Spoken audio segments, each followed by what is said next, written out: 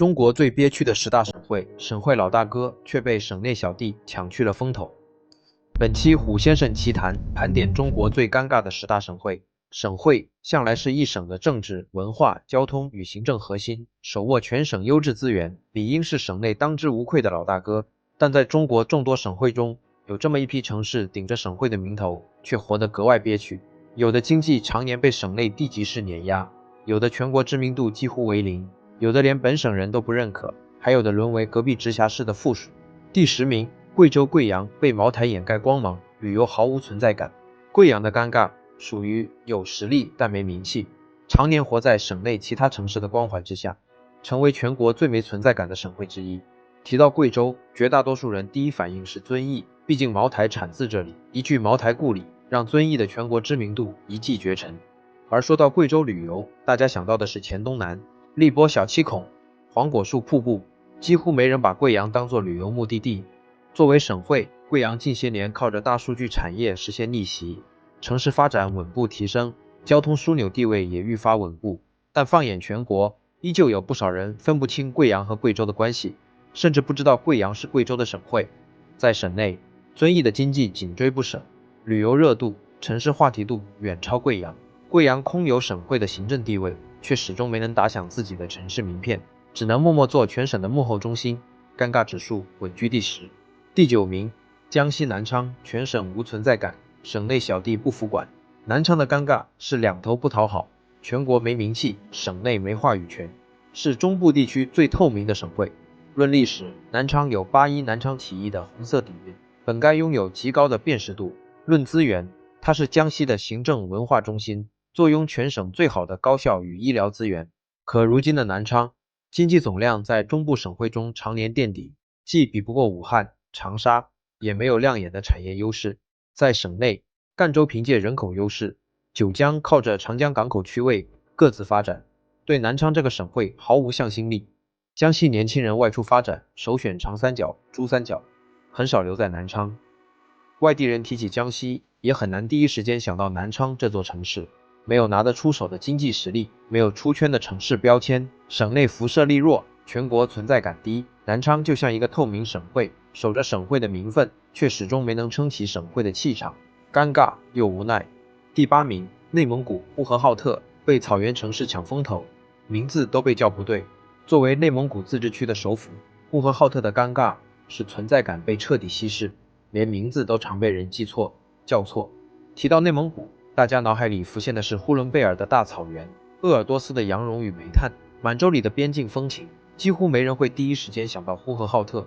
呼伦贝尔、鄂尔多斯的经济实力、全国知名度都远超这位首府老大哥，很多外地人甚至分不清呼和浩特和包头，要么把包头当成内蒙古首府，要么把呼和浩特简称为浩特，完全不懂这座城市的定位。作为首府，它既没有草原旅游的标签，也没有顶尖的产业名片。地处内蒙古中部，辐射力有限，省内各地级市各玩各的。呼和浩特空有首府之名，却难以凝聚全区，成为全国最没存在感的首府之一。第7名，辽宁沈阳，昔日东北霸主，如今被大连全面压制。沈阳的尴尬是从神坛跌落的落差，曾经的东北第一城，如今被省内小弟压得喘不过气。建国初期，沈阳是全国重要的工业基地，东北大区的中心城市，行政地位、工业实力、城市影响力在东北首屈一指。但随着东北经济转型，沈阳逐渐失去往日荣光，而大连凭借沿海区位优势，经济一路腾飞，常年稳居辽宁 GDP 第1。论名气，大连是海滨旅游城市，环境优美，气候宜居，全国知名度远超沈阳。论经济，沈阳多年被大连稳压一头。论人口，沈阳也面临外流困境。曾经的东北老大哥，如今在省内只能屈居第2，行政中心的地位抵不过经济实力的差距。看着大连在全国风光无限，自己却逐渐淡出大众视野，这座老牌工业省会满是岁月的憋屈与尴尬。第6名，广西南宁旅游不如桂林，工业不如柳州，毫无辨识度。南宁的尴尬是省内两头受气，比名气比不过桂林，比工业比不过柳州，身为省会毫无辨识度。全国人提到广西，第一反应都是桂林山水甲天下。桂林的山水风光早已成为广西的代名词。每年无数游客奔赴桂林，没人把南宁当作广西的旅游名片。而在工业领域，柳州是全国知名的工业城市，五菱汽车、螺蛳粉风靡全国，经济实力与产业影响力丝毫不输南宁。夹在桂林和柳州中间，南宁显得格外尴尬。论旅游，没有桂林的山水 IP；论工业，没有柳州的产业根基；论名气，被桂林彻底掩盖。身为广西省会，它更像一个单纯的行政中心，没有属于自己的城市标签。外省人提起广西，很难想起南宁这座城市。本省人也更认可桂林与柳州，省会的存在感微乎其微。第5名，海南海口全程沦为三亚陪衬，省会城中转站。海口的尴尬是从头到尾的陪跑，身为省会，却成了三亚的附属中转站。整个海南省几乎所有的流量、热度、旅游资源都集中在三亚。三亚有碧海蓝天、沙滩海岛，是全国顶尖的热带旅游城市，一年四季游客不断，网红打卡地层出不穷。一提海南，所有人的第一反应都是三亚。而海口作为海南的省会，是全省的政治文化中心，却始终活在三亚的光环之下。绝大多数游客去海南都是坐飞机到海口，然后直接转车去三亚。海口仅仅是一个过路的交通枢纽，没人把它当作旅游目的地，也没人关注这座省会城市。明明是一省首府，却成了三亚的背景板。全省的资源倾斜，游客流量都被三亚占据。海口空有省会之名，却毫无省会的热度与存在感，堪称全国最工具人的省会。第4名，河北石家庄最没存在感省会，全省都奔向京津，石家庄被网友调侃为全国最没有存在感的省会。它的尴尬是被2大直辖市彻底架空，连本省人都不认可。河北的地理位置特殊，环抱北京、天津2大直辖市，这也注定了石家庄的尴尬处境。论资源、论就业、论医疗教育，北京和天津拥有绝对优势。河北人看病、上学、找工作，第一选择都是京津，根本不会考虑石家庄。在省内，唐山靠着重工业 GDP 常年稳居河北第一，经济实力远超石家庄。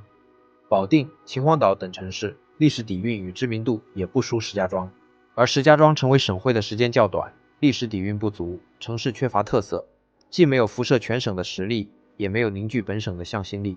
很多外省人甚至不知道河北的省会是石家庄，提起河北，只知道京津，不知道这位毫无存在感的省会。身为一省首府，却被2大直辖市掩盖所有光芒，本省人都不向往。石家庄的尴尬刻进了骨子里。第3名，江苏南京被戏称灰京，省内散装无人扶。南京的尴尬是全国独一份的，里外不是人。身为江苏省会，却管不动江苏各市，反而成了安徽的精神省会。南京是6朝古都，历史底蕴深厚，行政级别高，高校、医疗、科研资源在全国省会中名列前茅。按理说，本该是妥妥的省内老大哥，但江苏是全国有名的散装大省，苏州、无锡、常州、南通个个都是经济强势。苏州 GDP 常年碾压南京，稳居江苏第一。苏南各市经济独立，根本不服南京管理。更尴尬的是，南京的地理位置偏西，紧挨着安徽，对安徽滁州、马鞍山、芜湖等城市的辐射力远超对江苏苏南城市的辐射。安徽人去南京打工、购物、看病的人数远超江苏人，因此南京被网友戏称灰京。身为江苏省会，管不住省内小弟，反而成了隔壁省份的核心，全国找不到第2个这样的省会，尴尬程度直接拉满。第2名，山东济南。山东济南，中国青岛，常年省内老2。山东济南，中国青岛，这句流传甚广的话，道尽了济南所有的尴尬。作为山东的省会，济南坐拥全城美誉，历史文化底蕴深厚，是全省的政治文化中心。但在经济和名气上，常年被青岛碾压。青岛作为计划单列市，沿海经济强势， GDP 常年稳居山东第一。青岛啤酒、海尔、海信等品牌早已走向全国，让青岛成为山东的门面担当。无论是旅游热度、城市知名度，还是经济活力、品牌影响力，青岛都远超济南。外地人提起山东，最先想到的是青岛，甚至很多人误以为青岛是山东的省会。山东本地人外出也常被问是不是青岛人，很少有人提及济南。即便后来济南合并莱芜，经济总量勉强追上青岛，但在城市影响力、全国知名度上，依旧难以撼动青岛的地位。身为省会，却始终活在青岛的光环之下，济南的憋屈全国皆知。第一名，福建福州，全国最憋屈省会，名气被厦门碾压。登顶中国最尴尬省会榜首的正是福建福州，它的尴尬是全国人民都认错省会，憋屈到了极致。在中国所有省会中，福州是最容易被搞错的那一个。随便问一个外地人，福建的省会是哪里，十有八九会回答厦门。甚至很多人去过福建多次，都不知道福州才是省会。厦门是经济特区，全国知名的网红海滨旅游城市，鼓浪屿、厦门大学、曾厝垵等打卡地火遍全网，知名度、旅游热度、对外影响力远超福州。在很长一段时间里，厦门的经济实力也不输福州。福建的年轻人、资本、资源都更倾向于流向厦门。福州作为正儿八经的省会，手握全省行政、教育、医疗核心资源，却始终被厦门掩盖光芒，全国知名度几乎为零，沦为最没有存在感的省会。明明是一省首府，却被省内地级市抢走所有风头，连省会身份都不被大众熟知。福州的尴尬排名第一，实至名归。这些省会的尴尬，并非城市本身不够优秀，而是特殊的区位、省内城市竞争、历史发展等多重因素导致。他们大多承担着全省行政文化中心的责任，默默付出，却没能收获与之匹配的名气与认可。